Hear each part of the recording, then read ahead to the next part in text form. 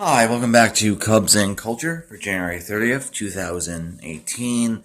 I think this will be the last section for the day, but wrapping up sort of our discussion of uh, the empty public square and shared sort of narratives. Okay, so I want to be absolutely clear about this. Usually, when the Christian right invokes this concept, they're conflating or knowingly misapplying the notion of the difference between public space as in, or the public square as in spaces of governmental control or governmental the business of the state. So like federal buildings, courthouses, public schools, etc. There's another notion of public, which is sort of tracks of like commercial or the marketplace, of so like Pick and Save, which is a grocery store I work at, isn't public in the sense of it's part of the state, but it's public in the sense that it's open to the public and it's a shared sort of space, um, a shared sort of space for our common lives. And the thing is, and I think there is absolutely something towards this notion that I think they're misapplying it, but there's this notion of there's got to be more to life. That there's going to be a greater narrative involved than sort of the neoliberalism, free market, commerce, where you that there's because in the way in which like capitalism and the market economies work, like we're there should be more to our lives than simply like sort of consuming products, and one of the things that used to fill that space is sort of the shared connection in this country of where the vast majority of us would claim Christianity as sort of our religion. Now, given that we have freedom of religion and pluralistic values and everything like that, it doesn't necessarily have to be about any particular one religious faith. And I think the Christian right is wrong to make it very, very specific, but there's got to be something, some sort of connective narrative or story or shared values that fills sort of the not necessarily public in the sense of the state, but public as in sort of common shared experiences besides business, besides sort of our economic lives. And I feel like because in the way in which millennials and the way in which the economy has become more and more neoliberal, like the more and more hyper individualistic and hyper capitalistic our country has been gunning since like the 80s. Like I do feel like the public square has been getting empty, of not only sort of religion or Christianity, but empty in terms of like great meaning for our lives. And I think, unfortunately, Trump sort of tapped into this deep sort of lack that a lot of people feel with just that phrase, "Make America Great Again."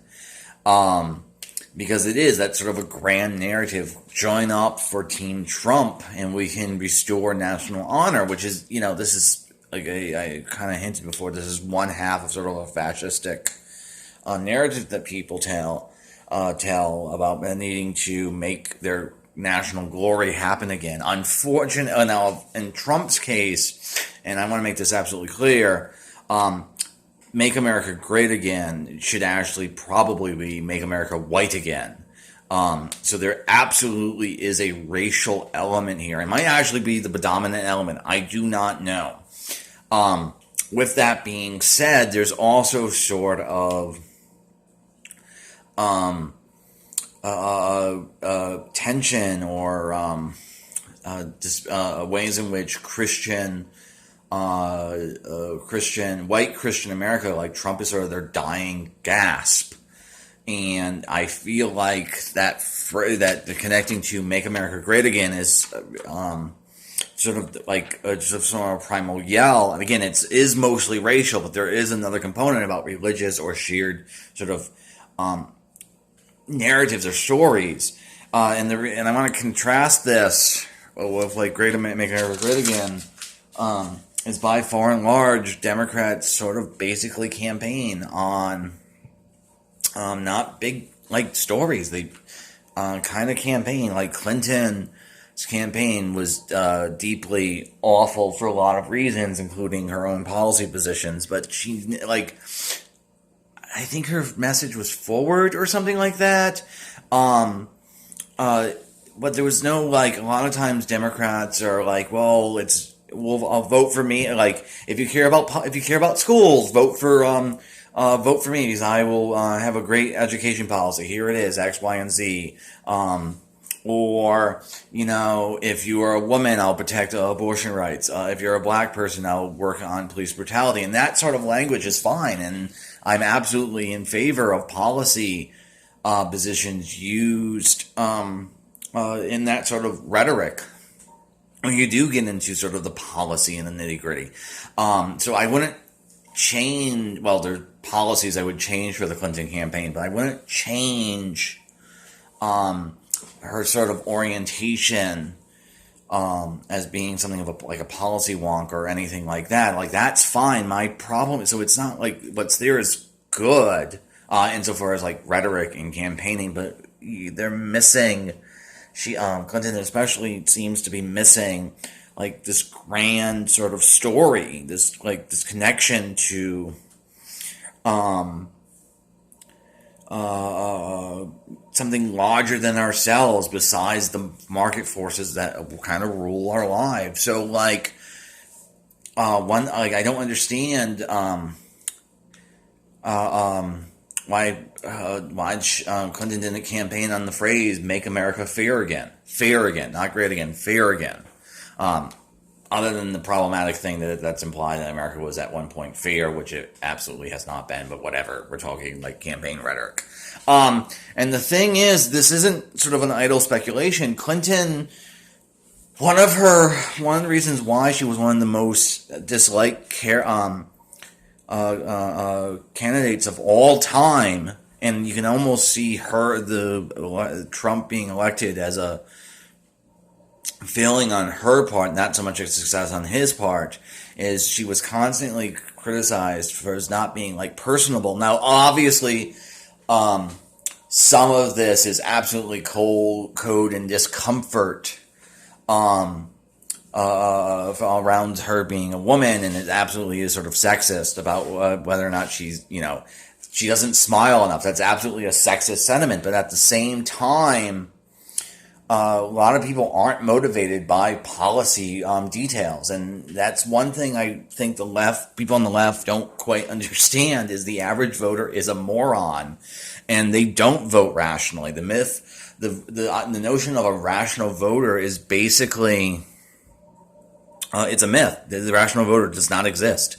So the thing about Clinton is, she had that several email scandals. Well, if you go through her emails and you go through her history, she's actually a very sincerely religious woman. And I do not, for the life of me, I don't understand, maybe not a lot, but maybe not focus on it, but I don't understand why, other than because of secularists on the left and sort of the secular left being so